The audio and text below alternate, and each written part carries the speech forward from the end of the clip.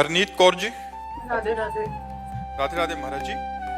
महाराज जी, हर एक मनुष्य का जीवन का उद्देश्य अलग अलग है।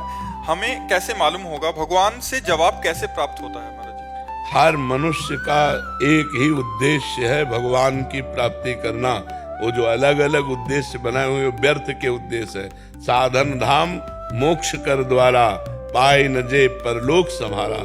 हमारा मनुष्य जन्म परलोक संभालने के लिए, मोक्ष प्राप्ति के लिए, भगवत प्राप्ति के लिए। इन भोगों का उद्देश्य कोई उद्देश्य है? हमको वो उद्देश्य बताओ जो मरने के बाद टिकाऊ हो। तुम चाहे कलेक्टर बने हो, चाहे तुम सांसद बने हो, मरने के बाद न कलेक्टर रहोगे न सांसद रहोगे। तुम्हारा शरीर नष्ट हो जाएगा, तुम्हारा पद नष्ट हो जाएगा, तुम्हारा पढ़ा लिखा सब नष्ट हो जाएगा, तुम्हारा कमाया धरा बैंक का सब नष्ट हो जाएगा। तुम्हारा किस काम, क्या उद्देश्य रहा? ये कोई उद्देश्य रहा? जो 60, 70, 80 वर्ष में जिसका नाश हो जाए वो हमारा उद्देश्य है? उद्देश्य वो होना चाहिए जो अनंत काल तक बना रहे, वो है भगवान, वो है भगवत प्राप्ति। ये जीने के उद्देश्य हैं, लेकिन जीने का उद्देश्य क्या है?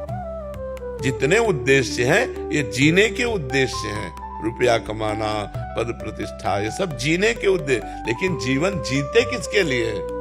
किसके लिए? अगर भगवान उत्तर में नहीं है कि जीने का उद्देश्य भगवान, तो उसका उद्देश्य नहीं है। वो कोई उद्देश्य है जो कुछ दिनों बाद नष्ट हो जाए? उद्देश्य तो वो जो शाश्वत हो, और शाश्वत है श्री भगवान।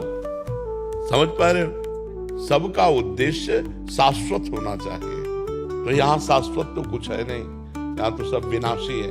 आज है कल नष्ट हो जाएगा। तो हमें चाहिए हम इसी जन्म में परलोक संभाल लें, शाश्वत सच्चिदानंद भगवान की प्राप्ति कर लें।